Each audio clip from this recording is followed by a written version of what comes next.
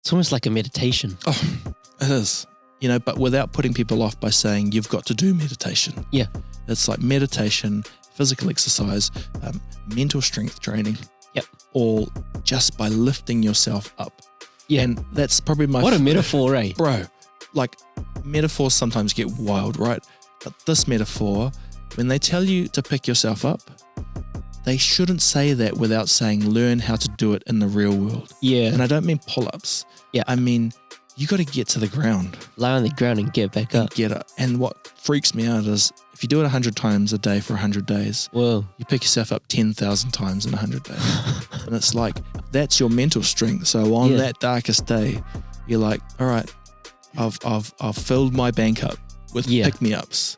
Yep. So good luck, because I got a lot of checkouts to have here, Yeah. And it doesn't matter if it's real or not, because what is real or not, it just matters.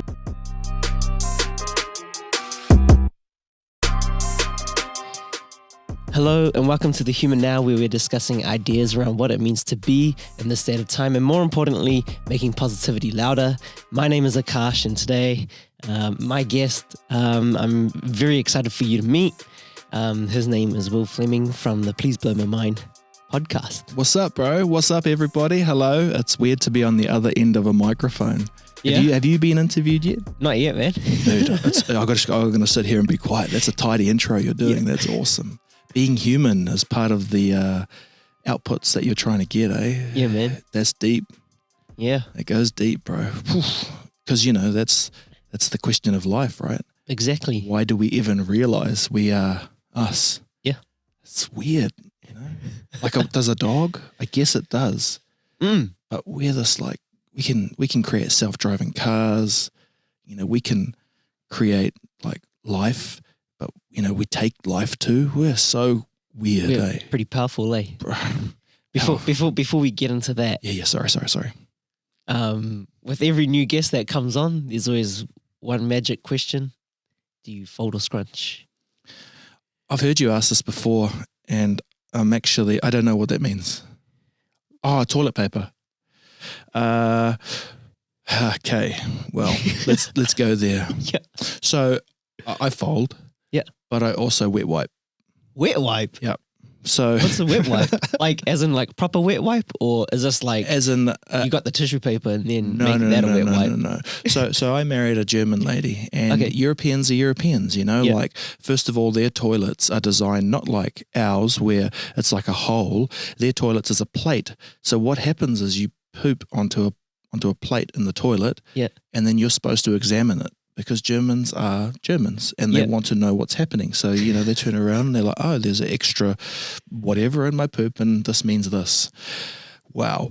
I can't believe I'm talking about this. But here we go. We're in. So in Germany, there's all these different ways of kind of hygiene and cleaning and looking after yourself. And there's a thing called a bidet or something where they've got one at the family house in Germany, and I haven't used it. It's like another toilet that shoots out water. Yeah. But it's like, even like pitch that idea, like we're just gonna shoot some water. It'll be fine. Yeah. Like, really? Who organizes the pressure? No. So look, I was interested in this idea of cleanliness because it always kind of like, well, how well's toilet paper supposed to work? It's just paper, and it's like, oh, okay, but. Then I realized there was this product they had in the stores. This is probably back in 2004 when I was living over in Germany, and it was wet wipes. And it's just like baby wipes, but flushable baby wipes for adults. Oh, cool. So since then, not going too, well, we are going quite deep, but the point being you first fold and then you just baby wipe. No, you don't baby wipe, you just wipe. Wet wipe. You wet wipe. Yeah, I heard it might be an urban legend, but there was these marketer guys from Harvard, and they said, hey, let's do a challenge because we're the marketer guys from Harvard. Yeah. What's the hardest thing for us to sell? And someone said, wet toilet paper. And they're like, we can sell that. But I think it's an urban legend because actually you need it for babies. Yeah. So, but you clean.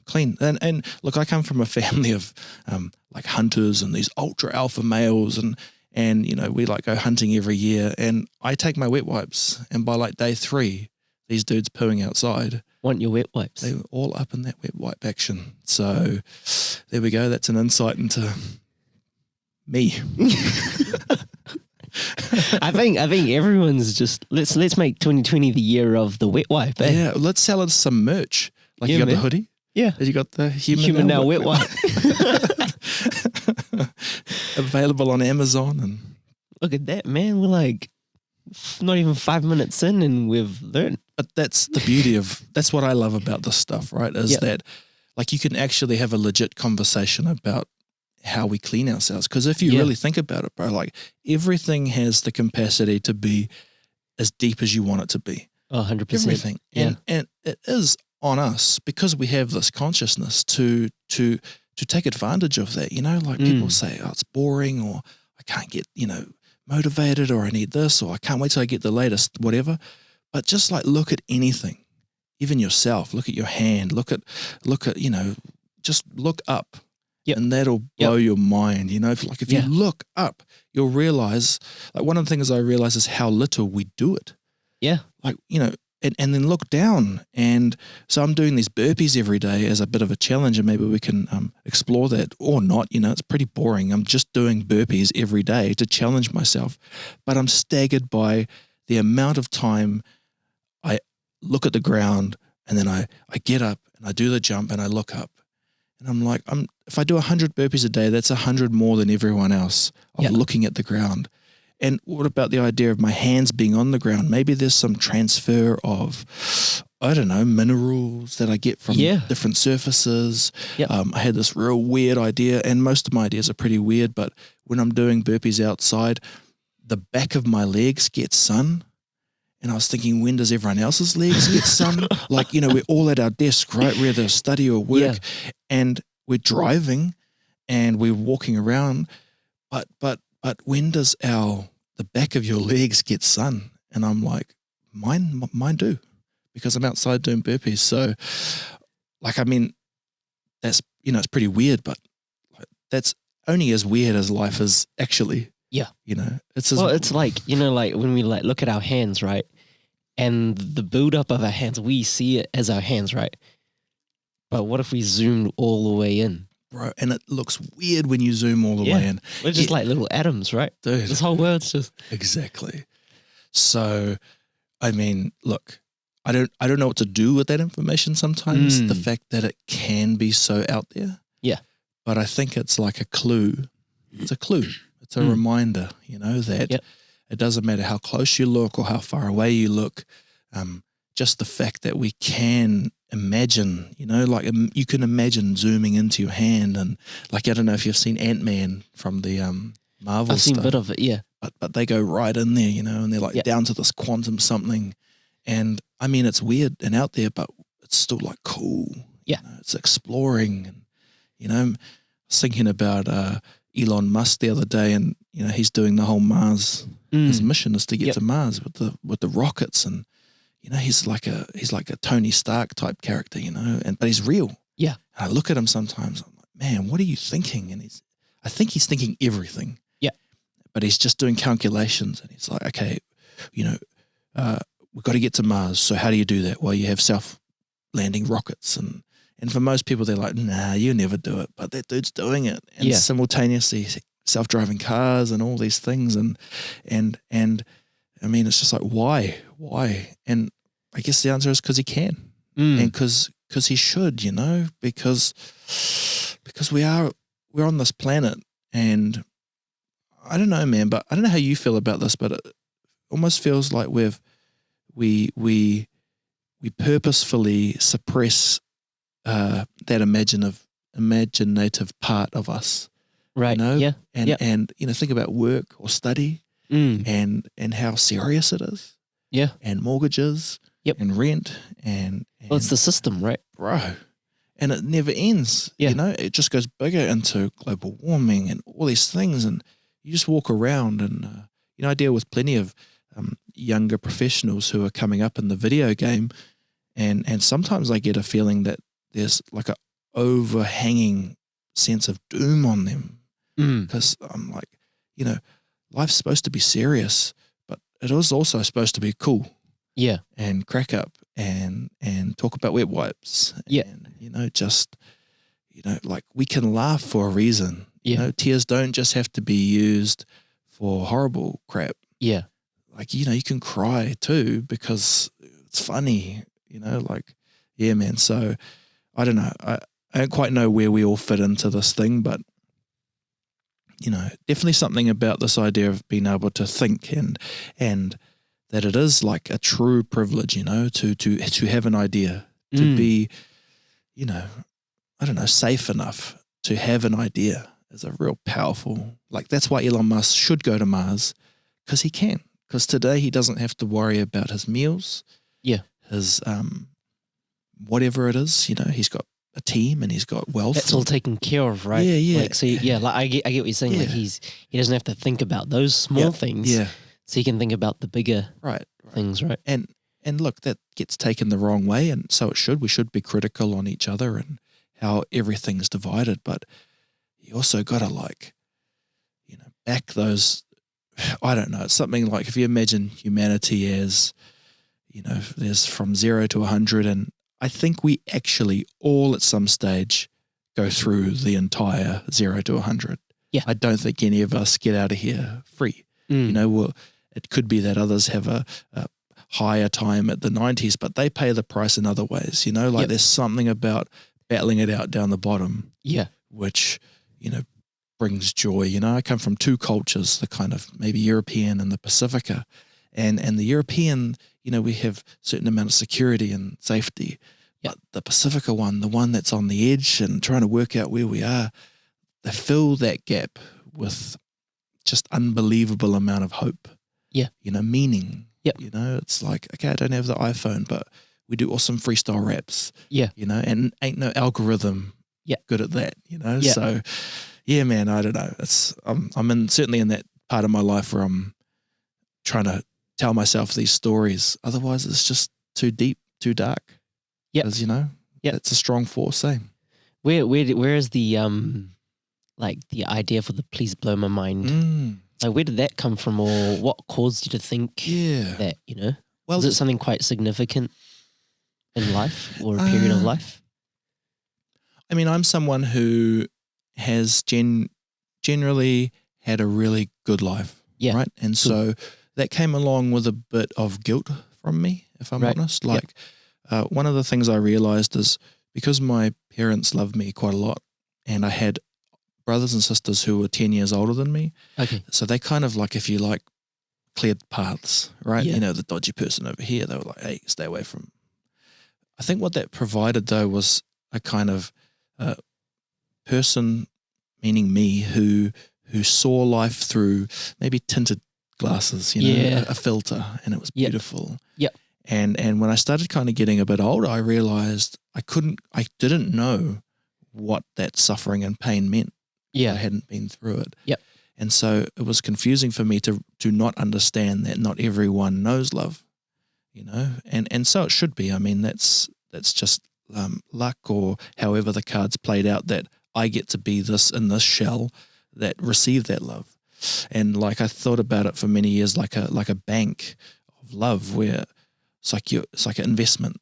And when something stink happens, you just trade a bit of that profit out. But if you've got enough, just like money earns money. Yeah. But you got to get it somehow. And I think it's the same with love and stuff. You got to be given enough so that it can earn enough for itself. And if you're always operating at that minus, then it doesn't matter, because you can't borrow. Like borrowed money's different. Yeah. Inherited money's different. Yep. Your money you get given and earned and build. So I kind of what also happened is I was a person who didn't have a huge amount of drive, because why would you, if your whole life your parents said to you, hey man, if it all turns to caca, just come home to us. Yeah. And I still have to challenge myself to stop thinking like that, because the safety net, right? Exactly. And the truth is there was no real safety net. Right. But they put that in my mind. Yeah. And, it's that story we tell ourselves, right? And that's a huge part of my thinking. And that's what kind of the podcast is about. But I I guess what started happening is I saw, as you get older, you start seeing the world for the way it is and how people interact. And so from kind of my 20s, it was about study and what do I want to do and what do I want to be. And as I, started, I had, married at 24 and our first child at 25. And I guess life got a bit more real, right? Because you've got to buy nappies and you've got to find money for wet that. wipes. Exactly, bro. You got to buy wet wipes, and not everyone's keen to loan you money for nappies and wet wipes because they're expensive. So I was like, okay, well, we've got to do the career thing, and I think I always am quite a visual person. Yeah. So I lean more into the arts and that type of stuff. Cool. But I was lucky enough to kind of get into the television game, and that was taught me the commercial side of transferring the art out of here into something people would pay for, and that's been a fun journey, and I'm still on that journey. How do you balance what we do for fun for money? But it's been a journey where I've had to teach myself those skills, and I still am actually, of how to see the world in not such a bright way, and it's like I've got to introduce a bit of pain into my life. And I know that's something that's a weird concept, because why would you? Yeah. It's like fasting. Why would you fast if some people around the world or in New Zealand or anywhere don't get to eat? That's a weird concept. But it's like that multi-level thinking. You can't think of global warming all the time. You got to come back down, So I know the best I can do is to try and, I guess all I'm trying to do is bring myself to a line where I appreciate the good stuff, and I learn to accept the bad stuff. Right. Yeah. So I don't, otherwise you're just like in the zone of I need good. Yeah. And I mean, no one really likes that when they constantly tell you, don't use plastic. Like, they mean well. Yeah. But, there are instances where plastic's good. I mean, and I know that's going to be a soundbite, and people are like, nah, triggered. We're blocking you from social media because plastic is never good. But it is good if you're like in a country where water is poisoned, and they have to import bottled water. It ain't, it is in plastic. If you need a flotation device. Exactly. Something like that. There may be way more reasons why plastic is bad, but I think I just don't want to live in a world where we only have to say one thing. There's always shades to us, right? And I just happen to have more, say, bright colored shades. So my 30s and hopefully 40s and 50s as I come into them is about learning those other shades. And that's what my podcast is about, talking to people about their mind-blowing moment. Yeah. But when I sat down and thought about it, I'm like, it's a bit random just saying what's your mind-blowing moment. And I'm quite a fan of like, saying please and thank you. Yeah. I mean, I don't think that's lost on people when you just say, hey man, thanks for whatever. Yeah. Or can I please have these are just, regardless what language it is, I think the signal is I'm asking you in a nice way. Yeah. So I thought, please blow my mind, because that's, could you please tell me, the most horrible or awesome thing that's ever happened in your life? Yeah. And I think if I ask with a please, it's a little bit better than just saying, hey, can you just go back to your darkest time and entertain us? Yeah. And for me, it's a reminder that it has to be that I offer a safe, maybe, environment mentally, physically for the person that I'm talking to, just like you do, that we can get through this together. Yeah. So I hope that's what I do. I mean, the bigger goal is to have 1,000 conversations with people from all walks of life. And then for me to kind of collate that data in my head and to make a guess at what's happening, because I talk to people who are very spiritual, and I talk to people who, let's say, are atheist or science driven, and I'm blown away that they're talking about the same stuff. Yeah. Yep. We're talking about deep meaning and philosophy and faith, just using slightly different words. And I'm convinced we are all, something like both. Yeah. And I think the world is like that, It's like two sides of the brain. Hey. Exactly. It's like yin and yang. Yeah. It's like the coin toss. It's like all of these clues. That's what I mean. If you really look, you'll see it. It's like the sun and the moon. Yeah. It's like, all of these things that are happening in life. And so, I don't know, I keep thinking back to, remember Jurassic Park where, who was it, Jeff Goldblum? And he's like, life finds a way. Yeah. And I really do think, and it can be thought through a mystical lens or a scientific lens, but it's such an awesome plan regardless that it just reminds us. Yeah. Like, I was thinking about it, like, if we were all the same, we'd be at such a risk of, just getting wiped out by something really mundane. Like that's what happened in War of the Worlds. The aliens got beaten by like a bacteria. Yeah. And I mean, we're seeing this kind of thing happen in our world now, but what we're relying on is the difference between humans to solve the problem. Yeah. Like the people who, and it's the weird thing is the heroes in this story will most likely be the people without the most, the people who've got the right kind of chemical makeup, that 1% of someone who's battled, Rocky, the end of Rocky times infinity. Yeah. And they're the hero. And I guess the sucky bit is we don't always see the truth. We get the hero as, I'm the guy who invented, but it's always, it in your heart. You know it. You know that that's what every piece of cinema is trying to teach us, every piece of literature and poetry. It's like, you can try and fake it. Yeah. But it is always that, it is that story of that everything was almost kaput. Yeah. It's that one thing. And we did it. And I'm like, that might be that, it might be plastic saves the day, bro, where we invent this thing that, like I sometimes think, to get to Mars, we didn't know that if we burnt recycled plastic, it was clean. And also, we did this thing to plastic because we found this mineral, and all of a sudden, we could use the whole world's storage of plastic or something like that. I wouldn't put it past us because we always, as humans, whatever we are, it's always counterintuitive. That's the thing, man. It's so weird.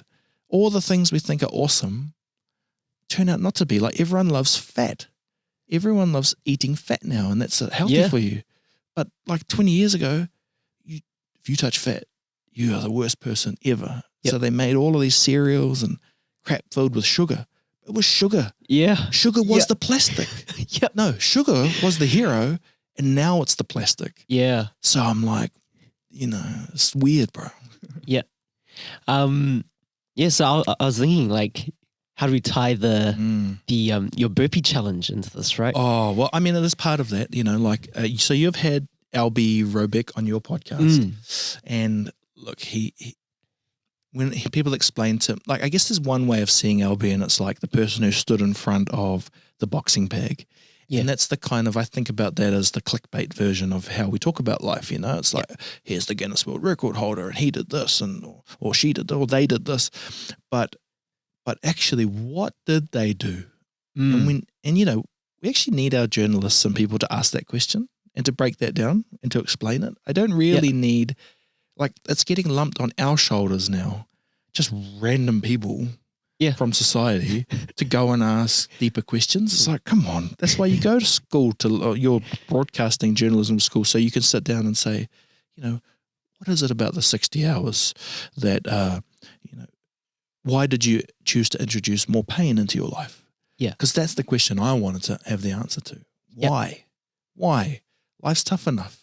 Life is hard. We know it. And, even though I said it's beautiful and mind-blowing, man, it's hard.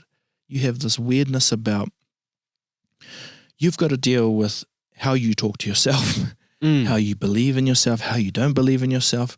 Like in your last podcast that I heard, you were asking your guest about, do you tell yourself you love yourself enough? Like, that's out there, right? Because that's a whole enough for one life, just if you love yourself or not. Yet you have to deal with that and this other realm, which is the physical world of, do my parents love me? Does my partner love me? Does society love me? Why do they love me? Is it because of the way I look, the way I think, the way I feel? Is it a mixture? Is it none of them? Why does that person get love and I don't? And that's hard. And then add hate onto that. Yeah. So, I mean, where I'm going. It's like it's never ending, and that's the cycle. But for most people, it feels like, man, just to get to work or study or whatever I do, it's tough. And then I meet this guy, Albie, who's already, full-time job and done the Navy thing and got kids, you want to go stand in front of a boxing bag and break your body. Why? Yeah. And it came back to that because if I can, I should. Yeah. Because that's going to Mars, Yeah. that's going to Mars. And what happened is I happened to talk to two people that week on the podcast, Gareth Edwards and Albie Robeck. And Gareth Edwards had just finished a few weeks before flipping a tractor tire for 24 hours. Yeah. And he's actually going to do a new thing of flipping a tractor tire for 60 hours. It's like, these are why, but I started thinking about it and sitting on it. And I realized that there's an insight you get through pushing yourself. And I really started thinking about it that, of course, I wouldn't understand that because I just explained that I was that person who had the parts cleared. Yeah. But when I sat down, I thought, they're learning something each time. They're putting tools in their kit. Yeah. They're understanding that we see it as 60 hours, but they see it as many little chunks. Yeah. Yep. And that's the insight that motivated me to try 100 burpees a day. Yeah. So, 99 days ago, because I'm nearly at the 100 days, I set out on a journey to do 100 burpees a day, and I didn't have any rules about this is the correct burpee. I mean, a burpee basically for me, when I Googled it, was you go into a press-up position, but to get to that position, you have to flick your legs out. Yeah. And then kind of sit there for a second or, position yourself and then flick your legs back in and jump. Right. And, when I asked a few people who do exercise, they said, no, it's a perfect exercise because all of your muscle groups get a workout. And so the first day I couldn't do a burpee. I didn't realize. Yeah. I'd like, okay, yep, cool. Go down to the squat, hands on the ground. And then my legs didn't flick out. And I'm like, hold on a minute. And I was like, whoa. And I mean, I was and am probably carrying too much, but it wasn't just about that. It was the fact that I didn't have the core strength for my body to do that action. And I sat there and I was just like, oh my gosh, I got to do 100 of these. Yeah. So what I did for that first day is just get down to the ground in stages like a transformer. Yeah. And then transform back up. Yeah. And I mean, transform's a good word, bro, because I literally had to transform. Yeah. Right? I literally had to start with my body realizing, my mind realizing that you can't do it. So on day one, I learned a lesson. Yeah. And it was like, positive thinking is not just it. No. Doesn't matter. Well, it does matter, but it's like the tinder to the fire. And I use Tinder and how people used to use Tinder as a fire starter. Right now, I'm too old for that, but you know what I mean. I like joking about that. Yeah. Like there's words, That's a good dad joke. Yeah, bro. I've got plenty of those. But it's crack up. Just there are heaps of words that we used differently in the past that mean different things now. But yeah. So day one, I mean, I won't kind of go through all the boring and painful bits, but effectively, this was the transformation. It's like, a bug sheds. And I think we do too. We just don't see it. We have... Yeah, we got heaps of dead skins. Exactly. It just does it dropping softly. off us. Yeah. But if we had a shell of ourselves when we woke up, I mean, that'd be freaky if you looked at it and you go, ooh. But you'd have a representation of who you were. Yeah. Sometimes we don't have that. Yeah. And what I realized is being broken simply because I couldn't do it on the first day made me immediately become into the today version of me. Yeah. So I wasn't thinking about the old rugby player or whatever whoever I was then. I was only me today. Yeah. It was like a physical transformation. It's a weird one, mental too, because I was like, oh, you're that dude who can't do a burpee. All right, well, that's the baseline. Yeah. Because I don't know if we always think or identify a baseline before we set off on our path. Yeah. Where are we starting from? Here. Yeah. Right now. And you got to have a physical way. Yeah. I think you got to have a physical and a mental way. That seems to be how we roll, right? We have consciousness and we transform it into real. We shake hands to someone, we connect somehow. Yeah. I'm just going to... Yeah, bro, sweet.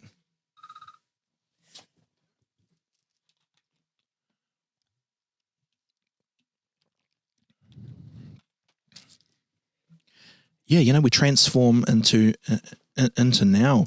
So the long and short of it, man, is that my whole days were dominated by trying to, first of all, get my body to do a burpee, and it only took 3 days. I was surprised by how fast your body says, "Oh, all right, I got your back," because it really does, But you got to lead it, and then it got your back, and so all of a sudden I couldn't do many, I could do 2 or 3, but that was 2 or 3 more than the none, and if you think about it, it was like a whole day of, I told all my colleagues and all my family and all my friends, I'm like, hey, you might see me bugger off for like 5 minutes and I'm going to do burpees, Oh, that was weird. I'm like, yeah, it is. But anyway,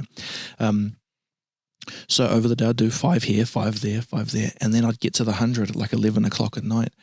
And I was like, oh, sweet. Well, at least I know I have one strategy. Yeah. But I didn't anticipate that 10, 20 days in, 30 days in, you would start being able to do more in a row, which would take less time. Right. And then you could have it less dominating in your life.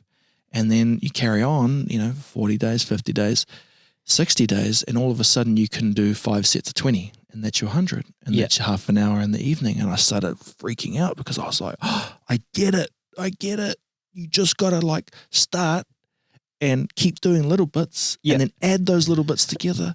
And as I went on 80 days, I started thinking, oh, I get this whole thing now. So to get through my burpees, I'll do something like 4 sets of 25 or 5 sets of 20. And then I was like, oh, and it also depends how you feel on that day. So for example, I might know I can do 25 burpees in a row, but I might not want to do it because I've had a stink day or I woke up a bit slow, because we have up and downs. So I was like, oh, what about this? I still do 25, but I only count to 5 every time. So I go 1, 2, 3, 4, 5, 1, 2, 3, 4, 5. That's 10. 1, 2. And I realized that was another story I could tell myself. Huge mental shift, eh? Right. So I had all these toolkits, bro. Yeah. Right. Because the 60 hours punching a bag or flipping a tire, or the 100 burpees a day, that's the clickbait title. Yeah. The true insight that I had is that you started with nothing, you built your way into the something, and then you just keep refining, keep chiseling down, keep carving off that thing mentally, physically. So now I'm like at 99 days, and it is almost no burden in my life because it's a little bit fun. It's not always fun, but I can think about it not in a totally stink way.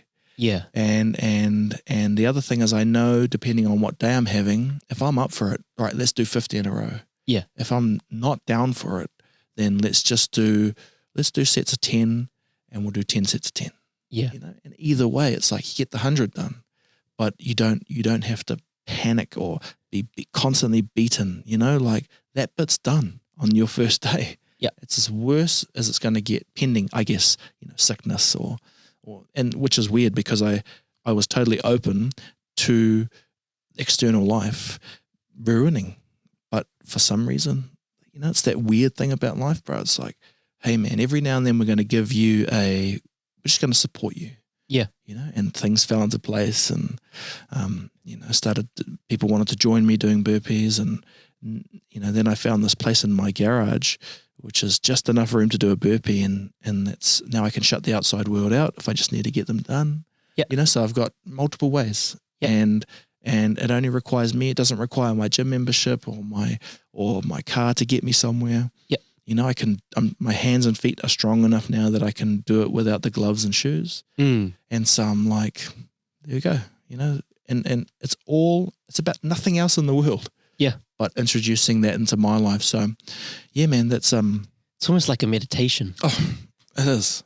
But without putting people off by saying you've got to do meditation. Yeah. It's like meditation, physical exercise, mental strength training. Yep. All just by lifting yourself up. Yeah. And that's probably what a metaphor, eh? Bro, like metaphors sometimes get wild, right? But this metaphor, when they tell you to pick yourself up, they shouldn't say that without saying learn how to do it in the real world. Yeah. And I don't mean pull-ups. Yeah. I mean, you got to get to the ground. Lie on the ground and get back up. Get up. And what freaks me out is if you do it 100 times a day for 100 days, whoa, you pick yourself up 10,000 times in 100 days. And it's like, that's your mental strength. So on that darkest day, you're like, all right, I've filled my bank up with pick-me-ups. Yeah. So good luck, because I got a lot of checkouts to have here, you know? Yeah. And it doesn't matter if it's real or not, because what is real or not? It just matters that you know it. Yeah. I know it. I know that I did, that I've done whatever, 9,800 burpees, 200 to go to make 10,000. No, 9,000, whatever it is. But it's a buttload. And 10,000 is too much to think about. 10,000 might as well be global warming or something else. Yeah. But at the end of the day, man, it was just 100 burpees a day. And at the end of that day, it was just one burpee per time. Yep. And I think that's as close to any meaning that I can find. Yeah. And weird thing is, I said to you, I'm going to do 1,000 conversations, but it ended up probably being that I don't have to do the podcast because I know the structure of it. It's something, it's mathematical. Like, there's a measurement of our fingers to our hands, to our forearms. Yeah. There's clues everywhere, it's like that all the senses are at your fingertips, but it only works if this bit works and that bit works. And so you got to look after the big bits and the small bits. Yeah. But I feel like we only look after the big bits. Yep. Yeah, no, I can 100% relate because like for me, near the end of last year when this whole podcast took a shift, it was because of my mindset, right? My mindset was like, nah, you need to, like, what's the purpose, right? And it's positivity, making positivity louder. And because of that, I was like, man, like, what does it mean to be positive? Yeah. Which is kind of where the human now also came from as well. Yep. And it was like, if I want to be a positive person, that's like embodying an identity, right? So it's like, okay, what does a positive person do? Like we can sit here, we can talk about all these things, but if I'm not fulfilling what it means to be positive to myself, so then I set myself, like I use December kind of as like a trial month, be like, oh, what are some habits that a positive person would do? So I tested things out, things worked for a week, they didn't for the next, and then like the new year came around and I was like, man, perfect time to start. And so I started, I had a set of 10 habits, 10 things I needed to do during the day. Yeah. And that'd be me winning the day. And that'd be me being positive. And like you're saying, it's something that I could just do by myself. I just do in my room. Yeah. There's a couple of one of my habits is to do Surya Namaskar, which is a set of like yoga poses and a routine. Cool. And there's a whole now practice of where I have a mat, I roll it out. I do the thing, roll it back up, put it to the side. It's just like these little things. And then because the mat is out, I'll get my sit-ups and my press-ups done in that time as well. Yeah. And then in the mornings, I either go to the gym or I go for a walk or I'm just outside. You got it.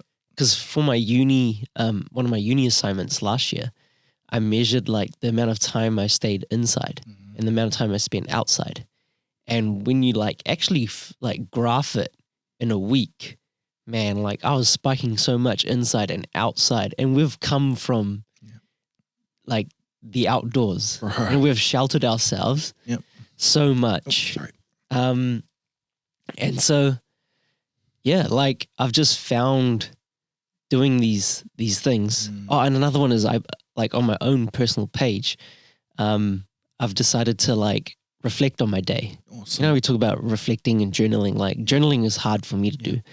But for me, it was like originally what it started off was sending out someone send someone an appreciation message or a text. So I was like, okay, I'll do that. And then I was like, man, I'm like sending one person a message. What if I send everyone a message? So I was like, oh, let's just chuck it up on the story. Awesome. And just like in doing that, two things have happened. One, like the world around me has become, I feel like, happier. Yeah. But also, actually, it'd be three things. So one, the world's become happier. Two is like you're talking about, how everyone knows that you do the burpees? Now everyone kind of knows, okay, this is about positivity. So in terms of like what I want to do, I'm making positivity louder now because people can feel the vibration, And then the third thing is knowing that this actually takes hard work.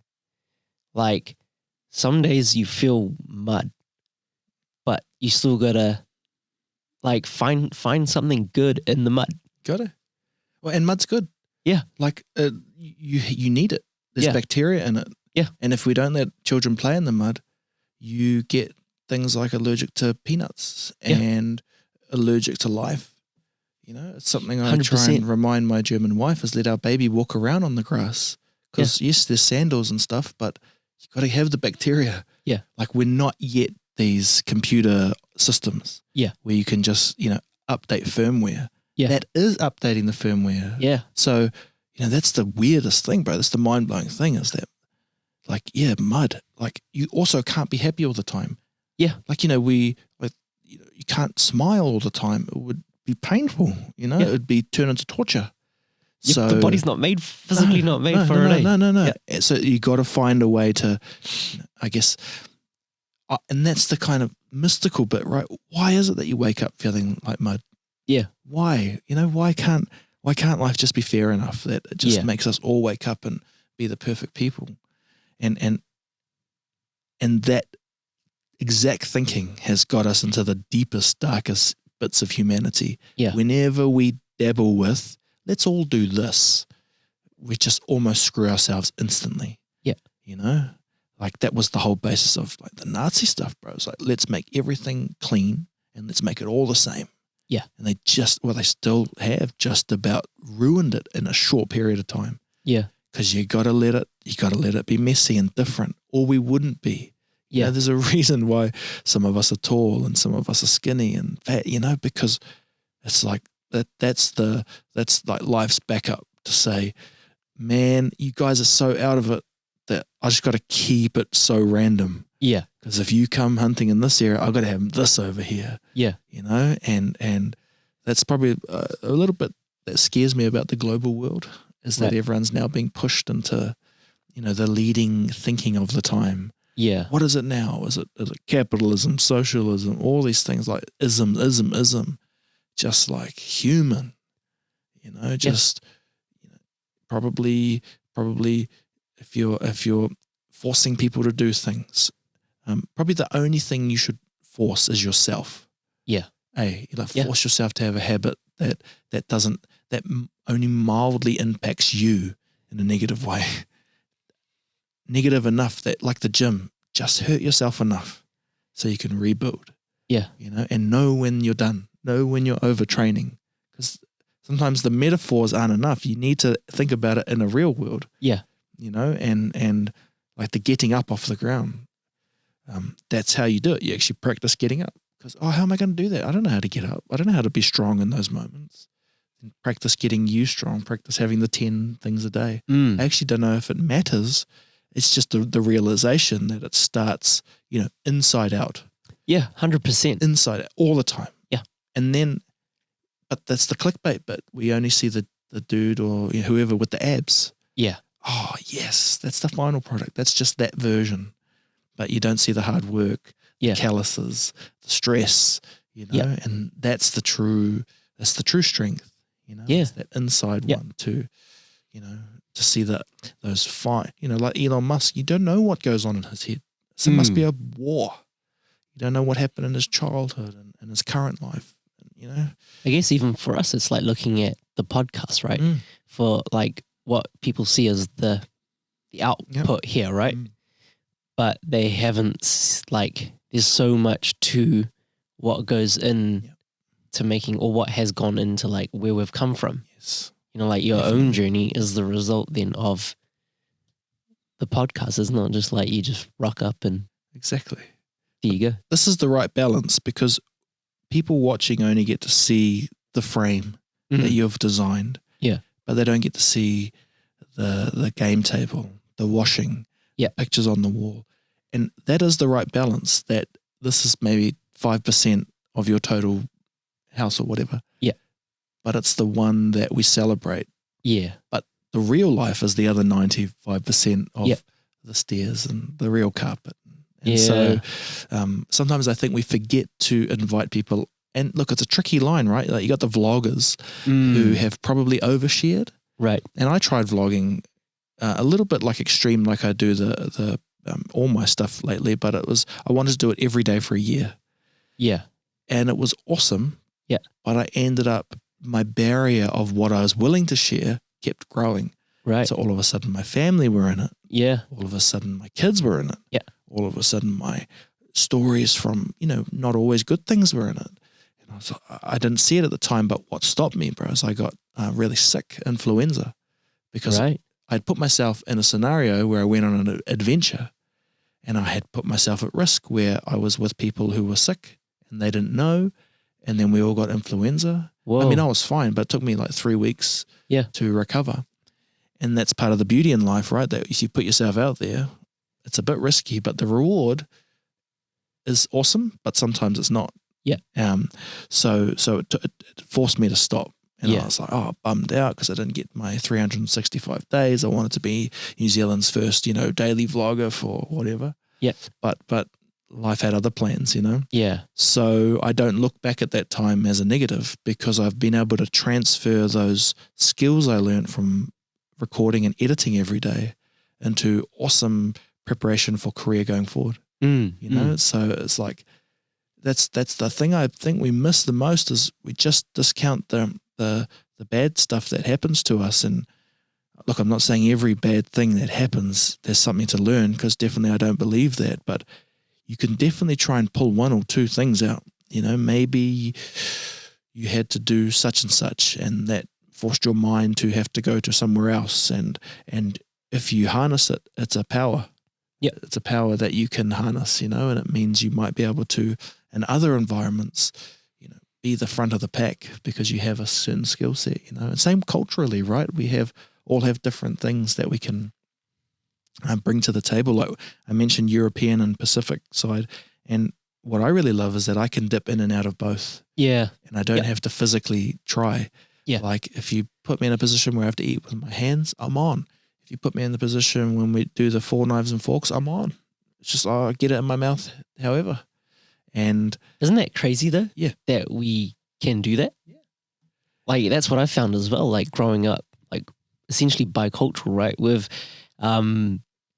families come from India, right? And we're slowly evolving to live in a westernized world, but we're still having to navigate between like our Indian heritage and the Western world. And then like at home, you'll be told to do and dress certain ways or do certain things. And then you go to school and your friends are all doing this and you're like, oh, can I do that?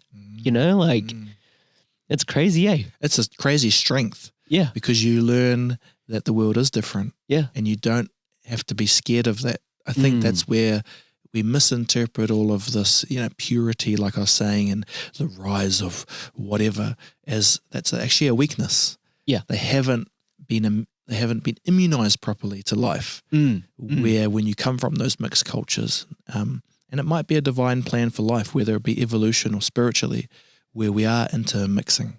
Yeah. And into what? I don't know, maybe just ultimately differences within each of us, and from there may be some bigger way of living, but well, that is true, right?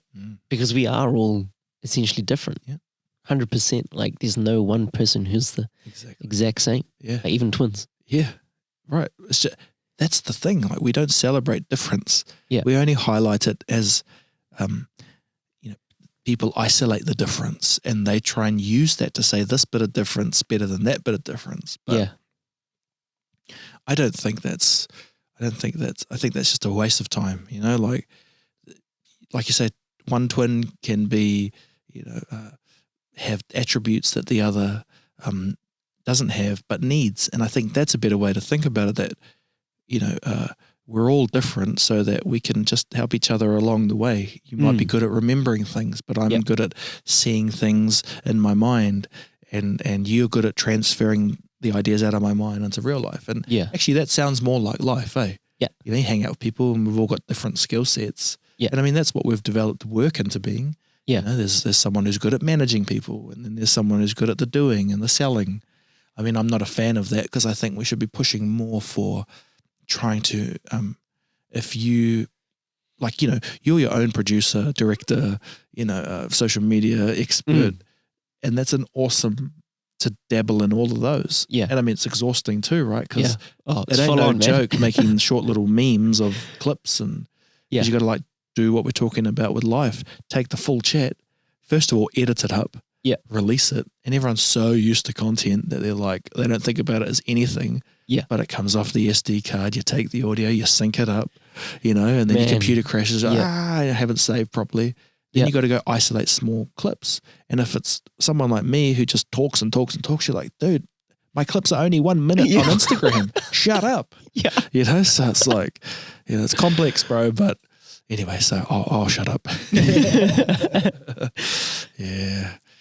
I think the other challenge is it's cool going really deep about that, but I do like to give myself permission just to come up from the depths. Because a bit of fun, eh? Yeah, because we can get lost down there, you know, it can get too deep and too much. And I studied hypnosis for a while, and one of the fundamental things that you do when you're working with someone in a hypnosis state or hypnotic state is you got to bring them back. Right.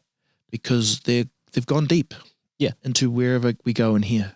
Yeah. And we do it all the time, you know. We do it when the news tells us that Australia's on fire.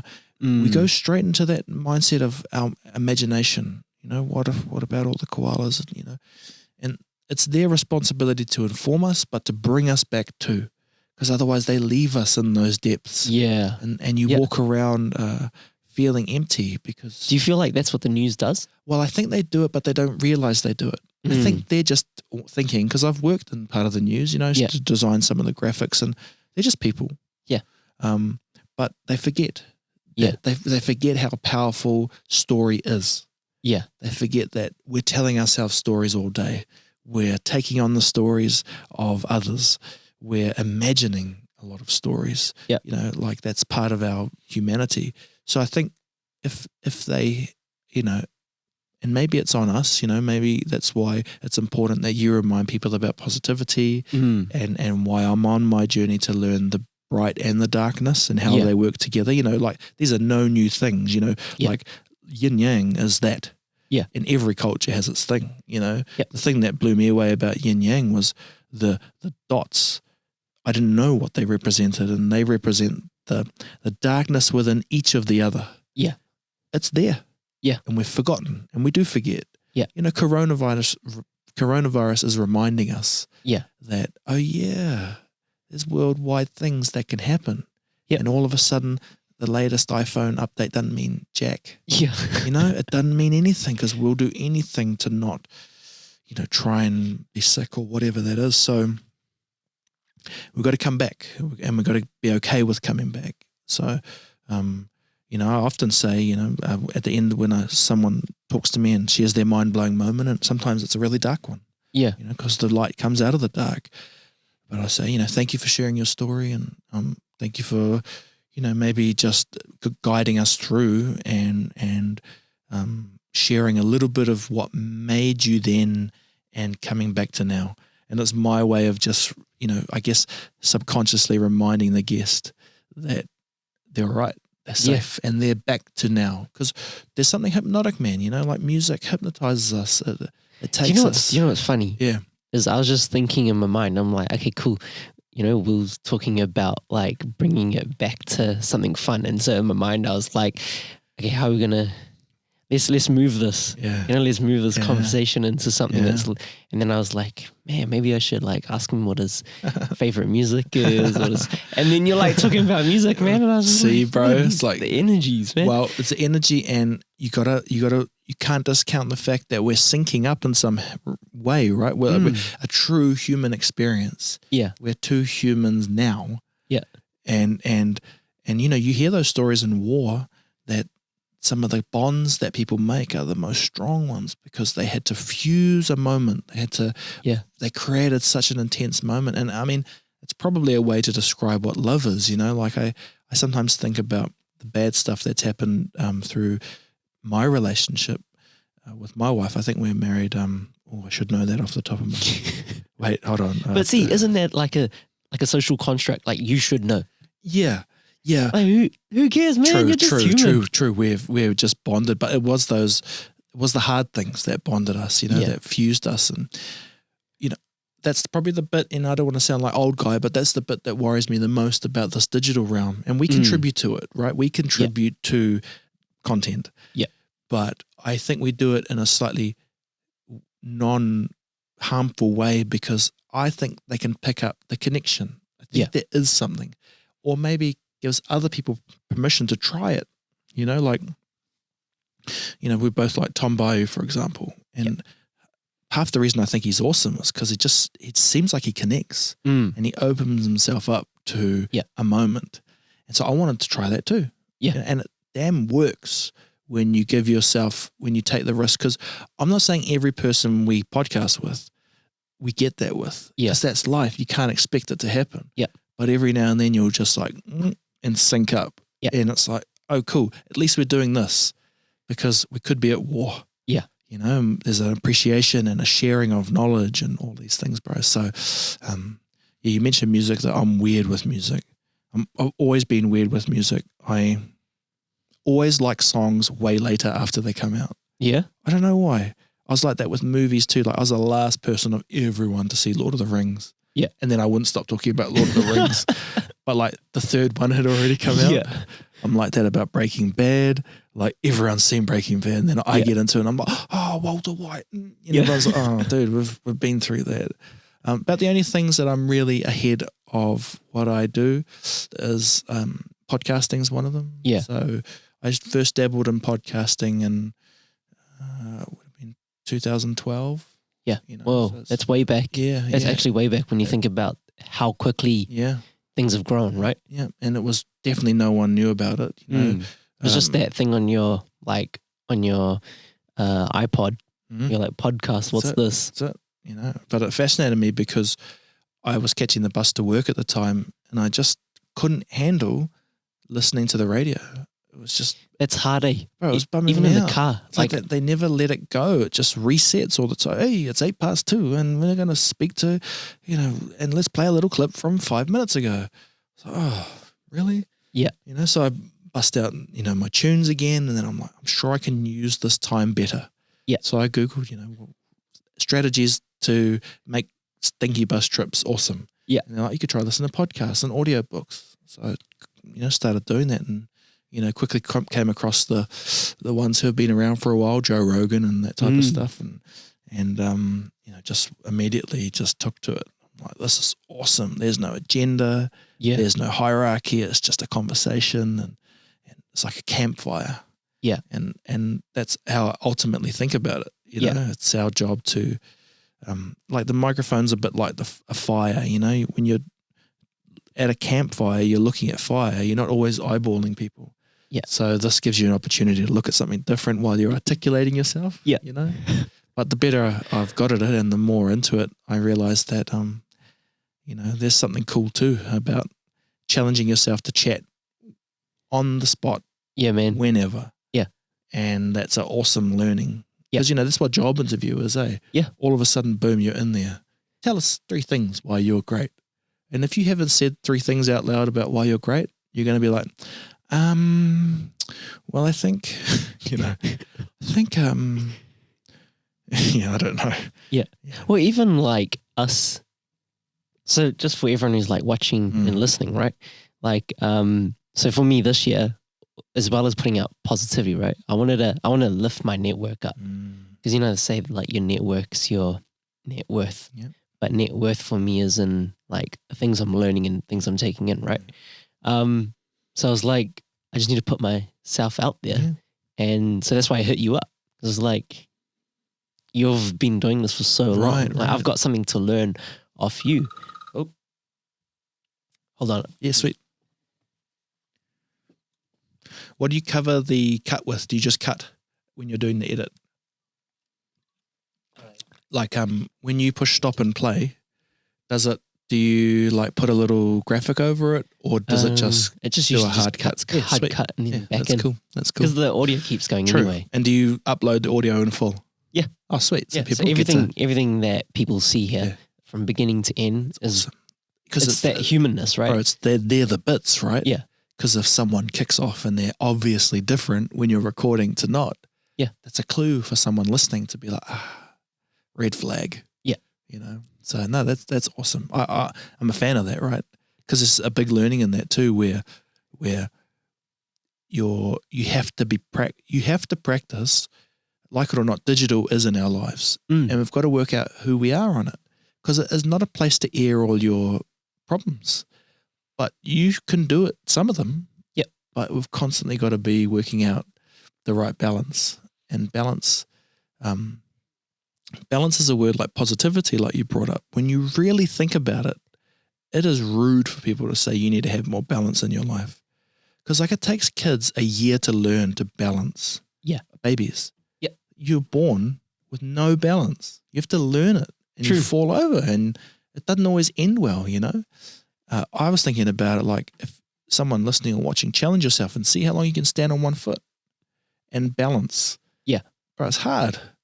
And so when we go into these things and say we need to be more positive or need more balance, really we've got to sit down and think, well, have you got balance? Yeah. You know? And I like that insight. You took the positivity and you used it to fuel you. Yeah. Not the actual output of it, but trying to find the meaning of it. Yeah. You know, if I'm going to go and preach positivity, I've got to be able to know myself how to be positive.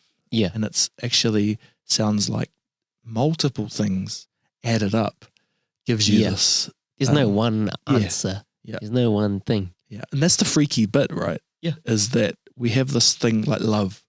Doesn't mean anything. It's nothing. Yeah. It is a combination of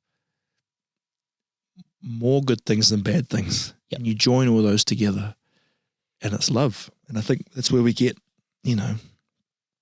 that's where we get confused, bro, because love isn't about harmony all the time. No. It's about someone being Love's honest about with hurt. you. Yeah, bro.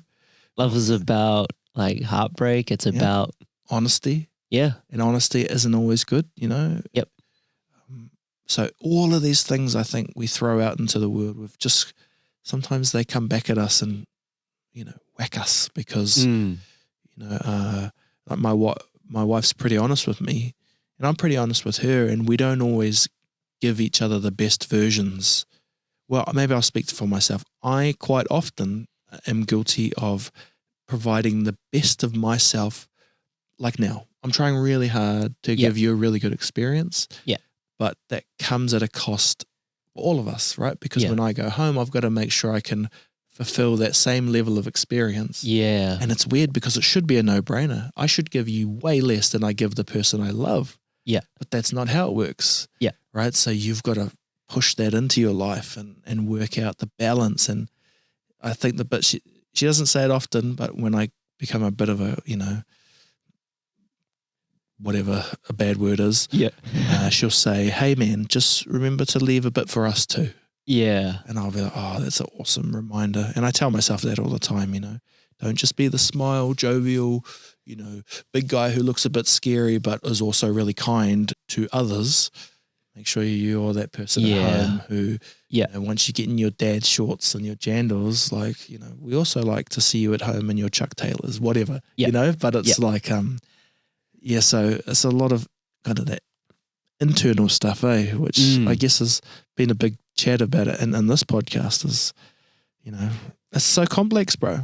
So complex. I mean, it's awesome. It's the right things to be complex. I give way more of a damn about that than string theory. Yeah. Like I'm all into understanding the universe and all of that stuff, but there's enough here already. Yeah. Yeah. And I think we will inevitably, we're already moving towards that, right? This group consciousness, that the more we can be different, the same, the more we can probably power that. And maybe that's, life's big plan where it's like one day we can sort out how to come together and harness a great power that doesn't destruct. Yeah. Because we can harness the group power, but it's in the form of like war or control. Yeah. Or these dark plans of 1,000 years. We're going to, whatever. It's like, that's the energy. And you're using it that way. Wouldn't it be cool though if we could? Well, that's what I found. Like I found like there's so much negativity out there. So much. It's always coming to us. Yeah. But would it hurt to have a little bit of positivity? Yeah. And like, would it hurt to just make a little positivity louder? Like, what's one little bit of positivity going to do? Yeah. It's a good question. It's a good question too, because, I guess the positive bit is the vulnerable bit, and the vulnerable bit is a risk. So it's like, not everything we put out in good faith gets received that way. Yeah. And that's the true risk of our society. And I think about it all the time. I probably oversay it actually. I think about, Indiana Jones, and he goes into the room and misses the arrows and, gets the thing off and comes back down, and the boulder rolls, and he dives and whips and swings. And actually, that's probably 1 in a million that it worked. Yeah. For most of us, or for the other parallel universes, probably, 99.9% of Indiana Joneses died in that moment. And I was thinking about it, and I'm like, but the one time it worked, we all loved it. It's like Tony Stark, right? Yeah, bro. It's like that one. Yeah. And it nearly didn't happen. I was talking about it earlier in the podcast, but it happened, and we all know it, and we all know it now forever. Yeah. And it must be that one is measured differently to the 99 that didn't. It has to be. That's the spark, eh? Yeah. That's the divine thing that I think we know is possible. It's just really hard. It's because you have to give up 99. This is oh man, this is flowing so well because I was thinking about, okay, we how we stopped, right? Yeah. How do we bring it back and carry that? I felt like we left, we didn't finish that bit off, but you've brought it back. Yeah. Which is the same thing as I was saying, is we hadn't met each other, but we wanted to do this. Yep. And there could have been so many reasons not to do it. More reasons than to not do it. Yeah. Because even that's why I asked you, do you just want to catch up for a coffee so I can get to know you? Yeah. But in another way, I'm kind of happy that we just turned up, and I know your intentions are what you do with your podcast. So I was like, okay, sweet. And but it's exactly. Such a it's a skill, also as well, to learn to how to communicate, but also just be vulnerable. This is such a human experience right now. Well, it is for me too, and because my world is quite self-centric, and that sounds quite negative, but most of my world hasn't been. It's been external validation through A, B, and C, but now that it is quite internal, and it goes deep for me. I can hear my tummy rumbling because I'm exploring fasting at the moment. Right. And it's that's the next stage of the exercise thing I've been doing. Yeah. Is how do you have total control? I did the potato for 13 days or 14 days, and everyone's like, why would you do that? I'm like, because we never do it. We always fill our face with whatever we want. And I had this realization, bro, that every time we do that, we suppress a little bit of ourselves. Yeah. Whether it be Big Mac makes you feel better, or this makes you feel worse. When we're guzzling when we have unlimited all you can eat life, it is good in some ways, but in a suppressive way to ourselves, being hungry is scientifically proven. Look, and I honestly don't mean to step on people who aren't willingly hungry, right? Where they're forced to be through, whatever horrific stuff. But scientifically, you become alive. You see the world through a different lens because it matters that you eat. Yep. So, it's a process of evolution, right? Exactly. Yeah.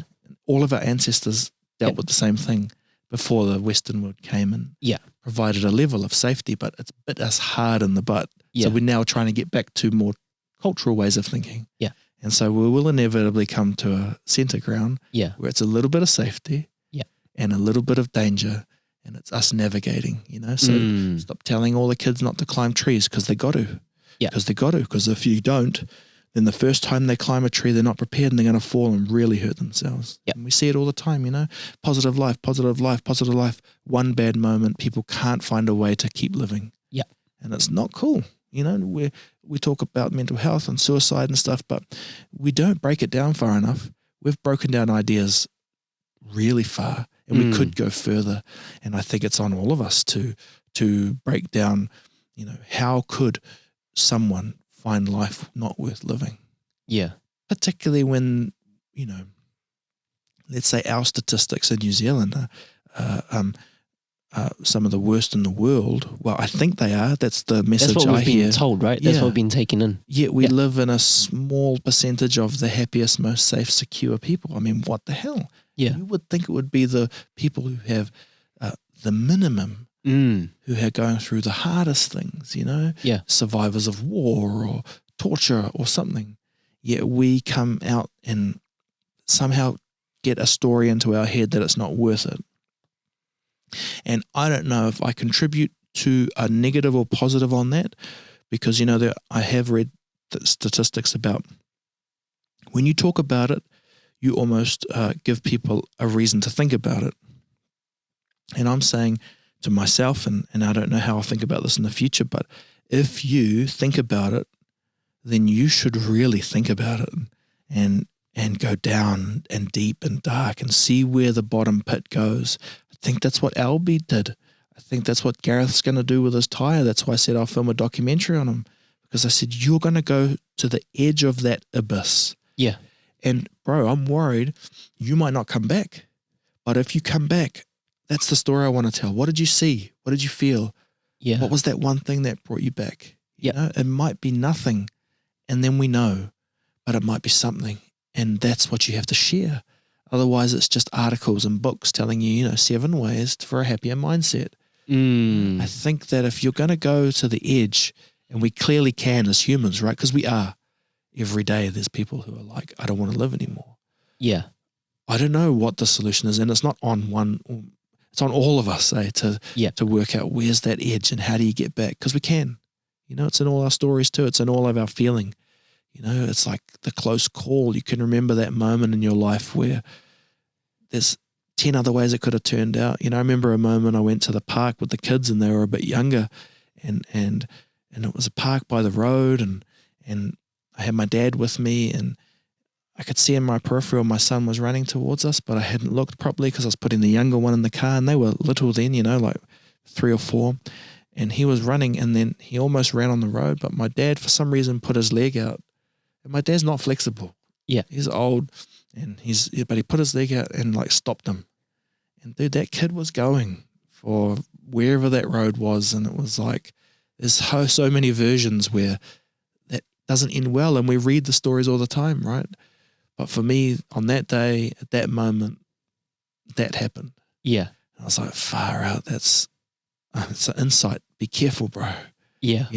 Don't, maybe don't go to the park near the road anymore. There's hundreds of parks. But if I hadn't had that, I don't know, maybe I wouldn't have known it. And maybe I would have been lucky, But man, it's like, I still think about that all the time, because, it's just like, it's too crazy. But it is crazy because it happens to others. We always hear people's bad stuff, but you got to also hear the close calls. Yeah. And then the ones that worked, because those matter too. Yeah. And I think that's what is part of it. I'm not saying is the issue. I'm not saying that gets covered just in the positivity, but there are people who pulled themselves back, and I want to celebrate them too. Yeah, 100%. And it's not to be disingenuous to the people who couldn't find that, because, we're all built differently, and we all see the world a slightly different way, and we all have other experiences, right? You can't see into people's pasts. I think it's also learning on other people's experiences, right? Knowing that, this is what this person's gone through. Yeah.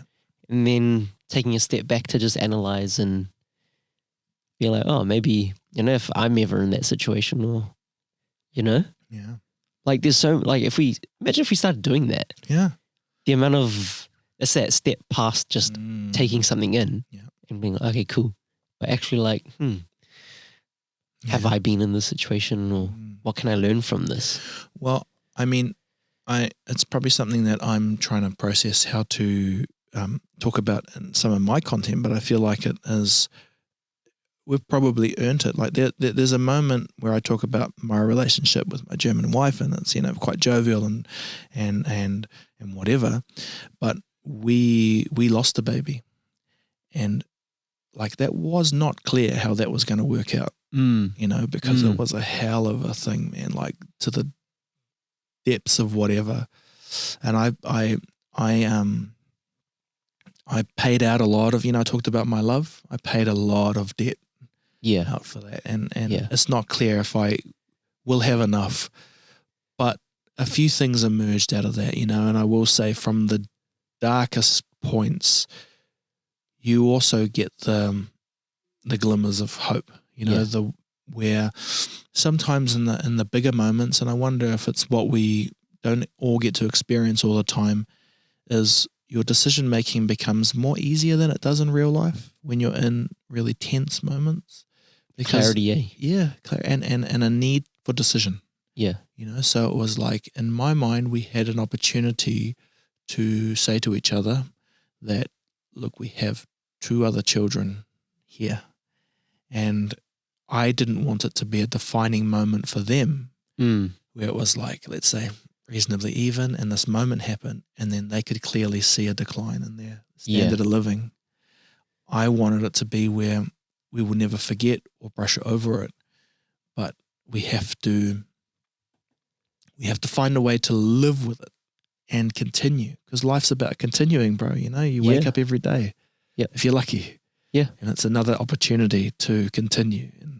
And I still am like that, you know, like, you know, it gets tough around birthday times and thinking, and, you know, those stories come into our head about why me and why us. And I mean, the truth is, I think that's what I was saying earlier on, I think we all take a bit of that 0 and 100, you know, and if that's how we're going to measure life, as a mixture of somewhere in between that, someday it will be your turn to take the 0.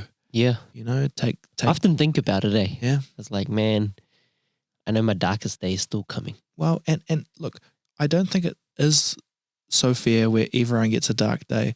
Yeah. But let's say everyone gets a dark day, then you just got to like sit down for a second and say, all right, well, this is going to scar us this day, and I'll remember it, and it will be in there, but know tomorrow that it's someone else's. Exactly. And you take a bit of that load together, you know, and I mean, it's a very human thing. If you think about it collectively, that if we were all to share one piece of crap, then hopefully another day it will be the lightest day ever, you know, and we get to share the good thing. And so I think we have that, you know, there's people suffering around the world now. 100%, man. We get to enjoy each other's time. So it's not, I appreciate it. Yeah. You know, I appreciate that today I get to talk about going to PB Tech because I got a sale and buying my flight simulator yoke that I've been waiting for because my neighbor's a pilot and he's going to teach me how to use it. Oh, me. I'm like, that's so awesome. But that's enough for me, you know? And I have big plans, you know, but I also have the middle ones where, you know, it's okay that I don't have to fix every world's problems today. Yeah. It's that collective, If you think in the hope of the darkness that we just described, with everyone metaphorically taking on the world's pain at some stage, I think that is also the same fuel that inevitably gets us over the, you know, whatever's happening in the world, you know, because, but even if it's not, bro, and we're just, you know, beasts cruising around, it's pretty out there that we can even imagine that, right? That we've even captured a moment like that. Where you talk about sharing pain, like what the hell? That's like that's like psychedelic. It's pretty out there. Yeah. You know, and it'll freak most people out actually when they sit down and think about it. That's one of the reasons I had been thinking about psychedelics, you know, because I'd heard a lot about DMT and all those things, and I spoke to this jiu-jitsu master, you know, and I said, jiu-jitsu and body control and mind control and control in general, do you think like psychedelics can help? He said, yes, but he said there's a way to get to that level of insight just in your humanity, your vulnerability, your openness to you know, like a portal, just to have the world, because I think that's what those things do. They like release, right? Yeah, it's like if you looked into flow state, Yeah, so you know, like how they say it's either the people who are like on the illicit drugs, or like the professional athletes or dancers, you know, or even like the swamis or the gurus. Those are the three people who can like tap into it. Yeah. Yeah, I've been looking into that, man. That's Yeah. Jason Silver. Have you heard of him? No, who's that? Oh, I'll show you this guy. Awesome. He's the guy that was on Brain Games. Oh yeah. He's and the he's man. been on Tom's show as well. He's deep, eh? Yeah, He'd be awesome to interview. he'd be. You know, he was coming to New Zealand. Oh, really? And so we got in touch with the people who organized, and we're so close to like the organizers were like, yeah, sweet, we'll organize something. Yeah. Those are awesome though when you reach out to people you really admire on a grand scale, and they're open to it. You know, I've had a couple. I had one professor that I really admire his work, Jonathan Haidt, and he talks a lot about, you know, how we, if we coddle the mind, we bubble wrap it, it comes back to haunt us. And I first heard about him on Joe Rogan, and I realized he was coming to New Zealand. So as you do, sending out emails, I also have an email I send out. And you know, surprisingly, people get back. And Jonathan said, okay, man, I'm coming to New Zealand. I probably don't have time to catch up with you there, but I'll do a Skype with you. Cool. And so sat down and talked to him, and, you know, didn't freak out too much. And for most people, he's just like that dude. But for me, he represented someone who's, you know, trying to understand a world that isn't black and white. Yeah. You know, that it's not about left versus right.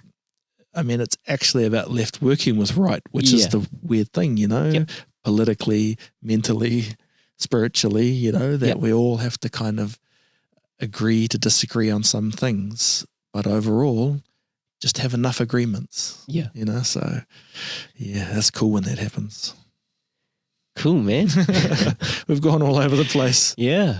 No, I just want to say that I appreciate you like just being so open and vulnerable. Thanks, bro. Yeah, well, I appreciate the opportunity to get to know you as well. And you know, I say to a lot of my guests, you know, we did it again. You know, we had an experience which doesn't have to be everything, but was something to remind us. You know, I think about we drive on the left-hand side in New Zealand of the road, and for most days it works en masse.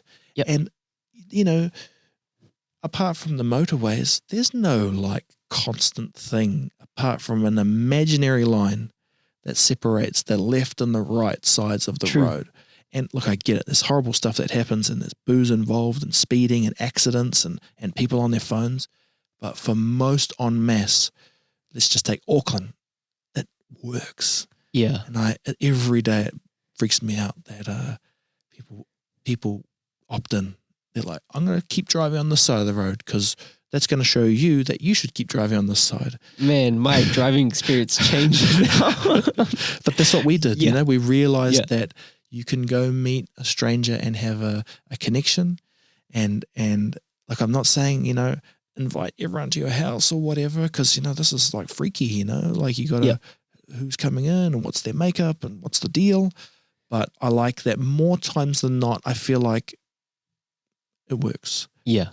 And, you know, we might be the unlucky ones who happen to come across the wrong thing, but it happens for others every day anyway, you know? Yeah. Why was it that dairy that got picked on? Why was it that school that got whatever? Yeah. If it doesn't happen for you today, you know, it's not that it will never happen, but just enjoy it. I'm just enjoying it, you know, that we got to have a connection and plant some seeds, because who the hell knows where it goes, you know? Exactly. It could be that in 10 years and 20 years, we're like, oh my gosh, we are true people now with all this power, and that'll be the test, right? Have we done enough of the internal work to control the greed? Yeah. Because, man, if someone said to you, like we were talking about lotto last night at this barbecue, and someone said, what would you do with 50 million? You can't even comprehend it. No. I've never had it. No. And I said, well, first of all, I'm not buying a ticket, because I read this article about statistically our brains can't process the chances of winning. Yeah. You're more likely to, it said in this article, to die from a vending machine falling on you than to win lotto.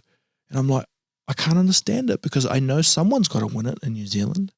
But if I'm more likely to get hit by a meteor then to win lotto, I don't want to play. Yeah. Because I don't know, there's something about that. And it's weird because I like pokies. And so I haven't played pokies in a while, but I get addicted to that stuff. Yeah. But I guess what I'm saying is, there's statistics and there's good hopes and all those things, but we're all still human, eh? Yeah. And just because we're positive today, it's no guarantee that we also don't fall into a dark path. So I think it's wise to build our networks wide so that, one day, Akash can say to Will, hey man, I haven't seen your post for a while. All good? Yeah. Or maybe not, but if there's a big enough network, someone will have your back, and I like that. I like that there's a cool podcasting vibe growing in New Zealand. And there's people who are all deeply thinking about stuff and, maybe willingly or unwillingly learning all these lessons that we can share to others, which is vulnerability and positivity is not your shirt. It's not your brand. Yeah. It is a mixture of everything you make it to be. Yeah. Which, Superman taught us all this, right? Yeah. The S was a symbol of hope. Yeah. And if you go back, Christopher Reeve, the true story is he, broke his neck. Yeah. And a true Superman for most of his, aging life was in a wheelchair.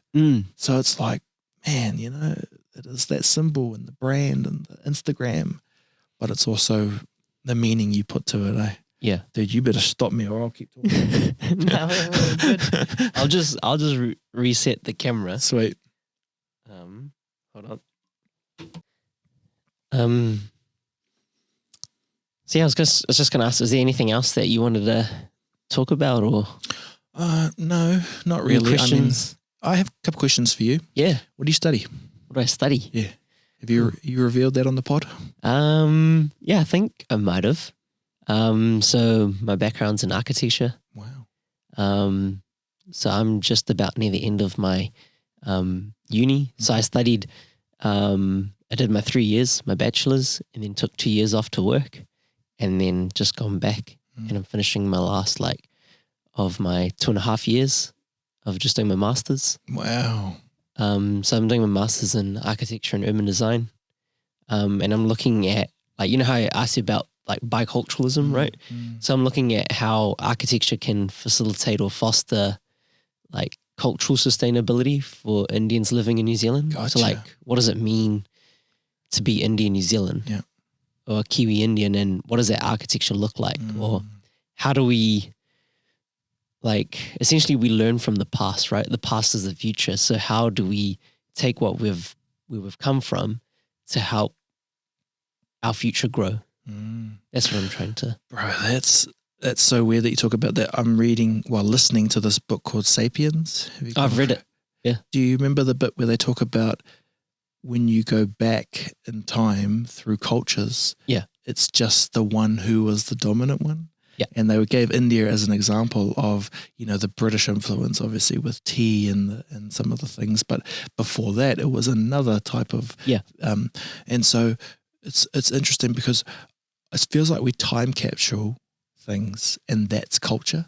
But it's always changing, eh? Yeah. It's always, so that's essentially what I've figured out the thesis is the thesis is just evolution. We go into new eras, right? As technology changes we adapt our culture, our beliefs to suit that moment of now. Yeah. So what I've what I'm trying to now figure out is what is this era and what does that look like based off everything we've come from? Taking what they were talking about in the book too, about the ones who dominated. Yeah. It's like culture came out of the control. Right. Yeah. And I wonder we're pushing for a more free society. Let's just say on average, I don't know the dark, deep plans about control, and they are dark and deep, but let's just say most people have the feeling that if, kind and more loving and more open, that there will be a better place for everybody. And that's a hell of a thing to try and get your head around, because it's one thing to say it, it's another thing to do it, right? If you're, but I can almost imagine where the beauty that comes out of culture also has to be the substitute for the control. So when you don't have the same level of control over people, will you still get the beauty? Will you still get, will it be a shade of grey as opposed to a black or a white? Yeah. And I don't know, because when I think of grey, I don't think about it being beautiful. I just think about it being a mix. Right. So it's again talking about that tension we have in life where if we are all different, what will that look like?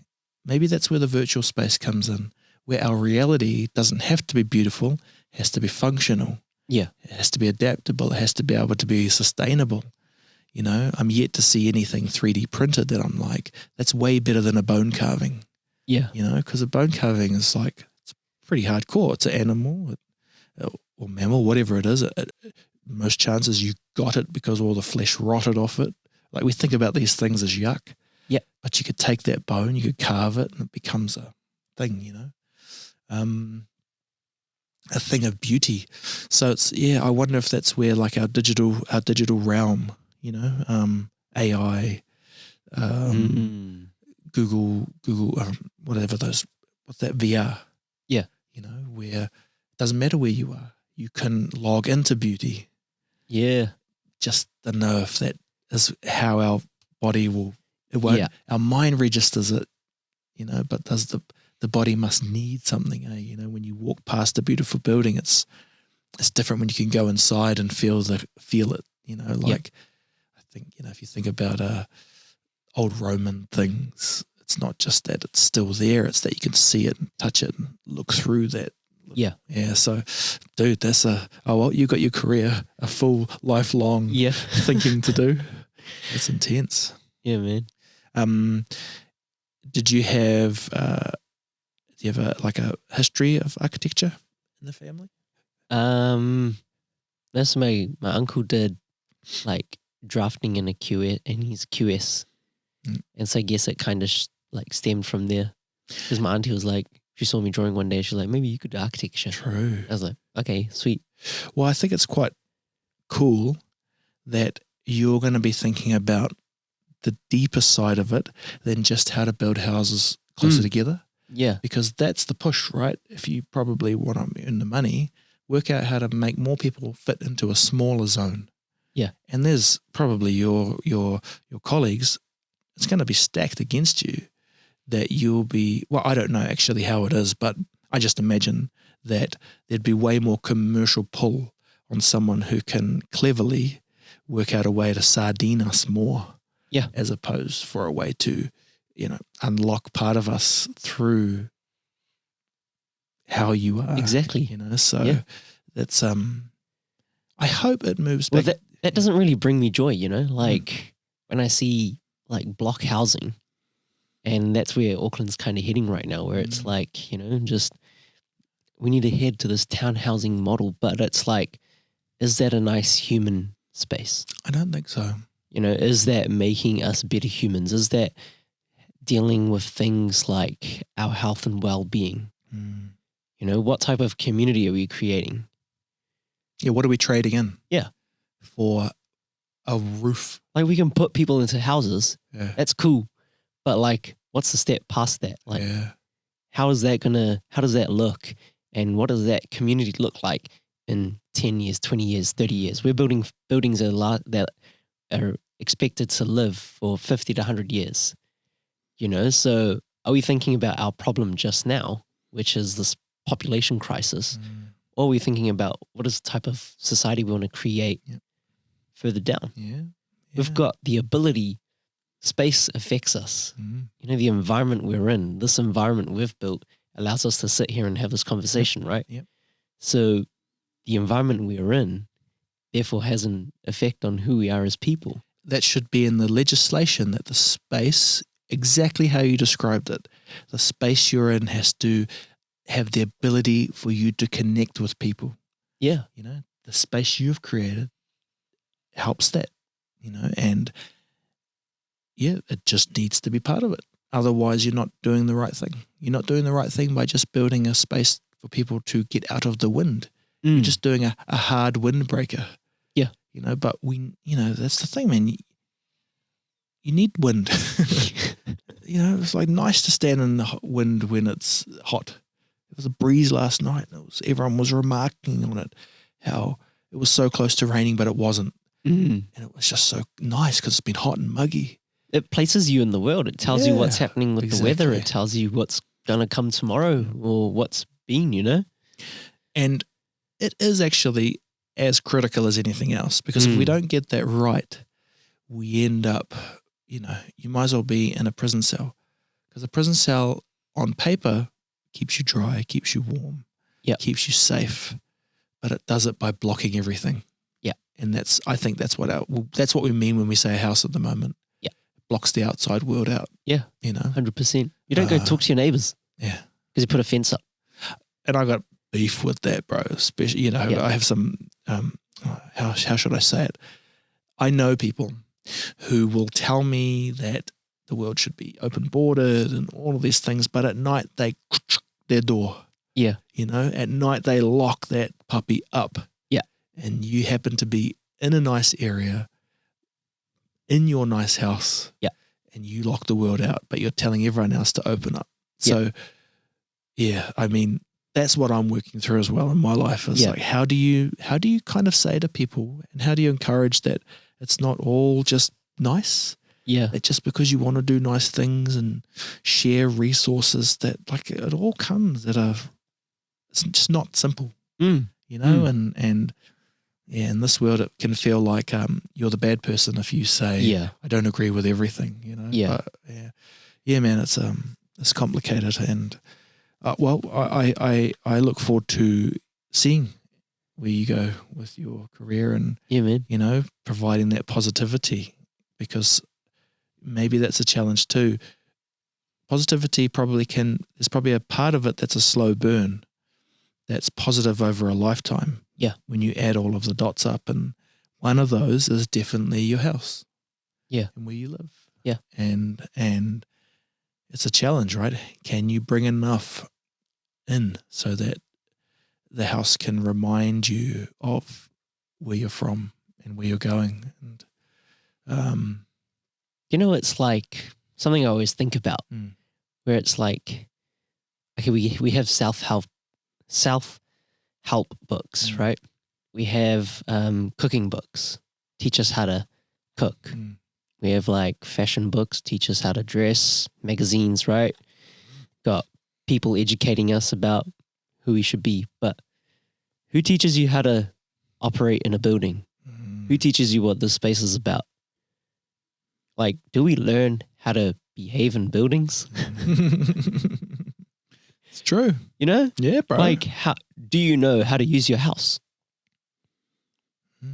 Do you know what the purpose of your windows are? The idea of like ventilation, getting air moving through the balance of like energies in your house, like having plants close to you, having light, why the body needs light, why we need light, why you need light in your house. Like, bro, 100%. That's 100%. And I mean, it only sounds weird because we know it's stacked the other way, where those aren't even measurements. Those are the wrong measurements that we currently value. What's the minimum we can make a room and call it a room? It's tiny. I don't know exactly, but I know I couldn't fit in it lying on the floor, but we still call it a room. It is,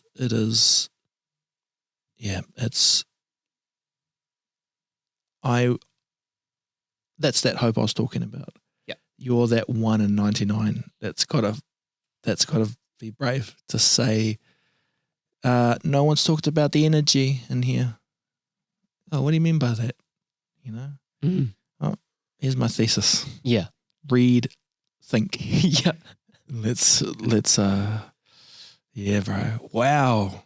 We're looping back around, Pretty sure that, well, I don't know if back in, let's say when we had to hunt for food and forage and stuff, I don't know if housing was complicated, but I don't think we're talking about complicated. No. We're talking about, maybe housing was flexible. It was temporary, right? It was just the climate modifier. Yeah. You know? We're just doing something to, okay, there's rain right now for this moment. We just need something to keep us protected from the rain. Yeah. And it might be as simple as just being able to like swivel the house around on a big plate, because then you could build one side for the harshness and the other side for the beauty. Yeah. And at the moment, all we can think about is, look, we'll just block everything out, and inside we'll try and make it as nice as we can. We'll gather all these things. Yeah. You know? Yeah. Bro, that's intense. That's cool. That's mind-blowing. Do you have a mind-blowing moment? Do you have a moment? So how I describe it is a moment in life that that Akash couldn't go to bed and wake up the same. You almost have this realization that, I can't just keeping on as per normal. Yep. I think that for me would have been about last October-ish, when I had this thing where it's like, I'm doing this podcast, I've got this space, but what is the true reason for doing it? You know, like, it's positivity. For me, that mind-blowing thing was like giving myself permission to make positivity louder. I think that was it for me. That's awesome. Yeah. Does anyone in your family get that insight when you talk to them? Can you talk to them like, I ask that because I've never asked my dad, for example, hey, Dad, what's your mind-blowing moment? Right. Because we have a different kind of vocab to each other. You know, he comes from a different time, a different generation, where if I push too deep, he has blockers for that. Right, yeah. His father taught him how to block things. Yeah. He armed me, knowingly or not knowingly, with a different skill set, the one of love. So I test myself on him sometimes. Yeah. I'm like, hey, just go deeper a bit. And then I see the things come up and he's like, no, I'm talking about that. Yeah. But when you talk like that, can you talk like that with your family? Yeah, I think I've been lucky, like mum and dad, the way they've raised us. So there's mum and dad, and then I've got an older sister and a younger sister. And I think I've been very lucky, I'd say, to grow up in a household where I remember when we were younger and mum would be like, there's no such thing as can't. So like that positive reinforcement has always been there. They've always pushed us to be like, whatever you want to do, like, we'll support you. Yeah. And then I've been lucky enough as well to be like, all of this has come from being in a Bollywood dance group, where we put on shows and productions. So you can, like what you can achieve if you set the mind to it, So I think I've been like so lucky to be around that. And then like going through all of that to be like, does everyone think like this? And then that's where the human now comes from as well. It's like thinking about, what does it mean to be human? What does it mean to be now? And knowing what the human potential can and could do. Like, imagine if everyone could harness their potential. Oh, bro. I don't know if it's the right place to end, and I don't want to be that guy who's like, but I've got an idea. I heard a poem the other day, and I'm not a poem guy, but I heard this one. I'm like, I copied it and Googled it and copied it. Can I read it? Yeah, man. And for sure. Like, I'm not this person. I'm not someone who's like, oh, can I share a bit of, but I saw this and I heard it, and I wonder if it will tie up everything we're talking about. So give this a go. I'm not a very good reader. It's called Go All the Way by Charles Bukowski. Probably butchered that. All good, man. I've done that plenty of times. If you're going to try, go all the way. Otherwise, don't even start. This could mean losing girlfriends, wives, relatives, and maybe even your mind. It could mean not eating for 3 or 4 days. It could mean freezing on a park bench. It could mean jail. It could mean desertion. It could mean mockery, isolation. Isolation is a gift. All the others are a test of your endurance, of how much you really want to do it. And you'll do it, despite rejection and the worst odds. And it will be better than anything else you can imagine. If you're going to try, go all the way. There is no other feeling like that. You'll be alone with the gods, and the nights will flame with fire. You'll ride life straight to perfect laughter. It's the only good fight there is. Perfect, man. Sorry to end it so cheesy, but man. I've been itching for a way to put that in, and you're talking, I'm like, we've got to go all the way. Yeah. That's it. Cool. That's what we're charged with, going all the way. And chances are we'll lose, but when I realize that, I'm okay. Because only one's got to get it. Yeah. It's only got to be that one. If I'm the one who gets stabbed in the caves of Indiana Jones land, he got it. Yeah. She got it. They got it. Just all part of the someone's process. got to get it. Yeah. Cool, man. Before we close up, there's 2 questions we always ask. What does it mean to be human? What does it mean to be now?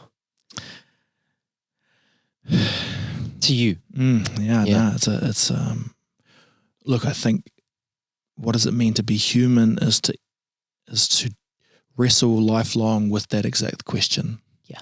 What is it? What are we? I don't really have answers for that, but I think that is as good as any answer. That's supposed to be a tough one. Yeah. It's to realize that you have the capacity for good and evil. I mean, we know it. None of us get out of it clear. We are, us too could be the people who are involved with some of the most horrific stuff, willingly or unwillingly. It's, to try and overcome your if you're too mean, learn how to be nicer. If you're too nice, learn how to be a bit meaner. Yeah. And somewhere even out. That is human. It is human to wrestle. I think ultimately it's to, don't lose hope. Yeah. That's too easy to, that's the darkness that, in a spiritual world or physical world or scientific world, that's that black hole, and it sucks us up. And, it is human. That's the now. We only do it together. We are us, but we are us as well, just, I guess try and find strategies, that's how I'm trying to do it. Break down my 100 burpees into smaller chunks. And it's not, you don't want to be around people all the time, but you got to be around some of the time, so try and live as if you are a human. Maybe that's the answer I'd give to that. Now, then, and tomorrow. Sweet, man.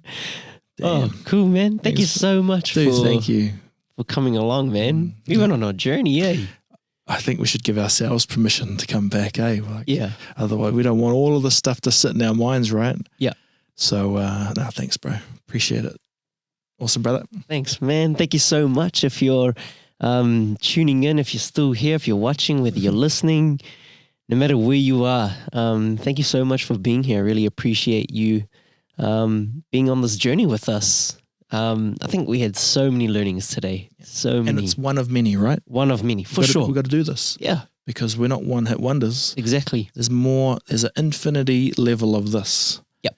And why is that? Because we could add someone else to the conversation. All of a sudden it becomes this, 3-dimension, 4-dimension. Like on the world is 7 billion dimensions. Yeah. And it is all of us. And you imagine if those can connect up, wow, it's going to be that infinity stone. Yeah, man. And you're Tony Stark, ready to save the world. Later, bolt. Well, hold on. Just on that point, though, see, that's the complexity of it. Thanos isn't all bad. Yeah. You watch it thinking, does feel like there's too many. Would I be someone to offer myself up for the better of humanity? And that's a question, because all of the people who say things should be more even, all of the people who say there's too much privilege in the world, maybe we could maybe we could start with the top 5% of the world, which we are in if we come from New Zealand. Yes, I'll if you snap the fingers, I'll go. Yeah. Ask yourself. That's a big one, eh? What a question, eh? Sorry. What a All right, cliffhanger for the next podcast. Yeah, for sure, man. We're definitely going to be catching up more and just have conversation. That's it. That's what it's about, eh? Don't need a script. Nah. Never. You just got to be brave enough that if you don't know where to go, I'll help fill that gap. And if I don't know where to go, you'll jump in. And otherwise we'll figure it out. Or we'll just sit quiet. Yeah. Because there's probably science too that's real good for you. There's noise and silence. We better stop or we never will. Cool. Thanks, brother. No worries, man. Thank you so much for tuning in. We do ask that if you took something out from today, or if you feel like someone could benefit from it, please just do share it forward to them. If you've got any questions, queries, if you want to get involved with what we're doing, just hit us up at info@thehumannow.co.nz. And until next time, be human, be now. Sweet, man. Oh, mean.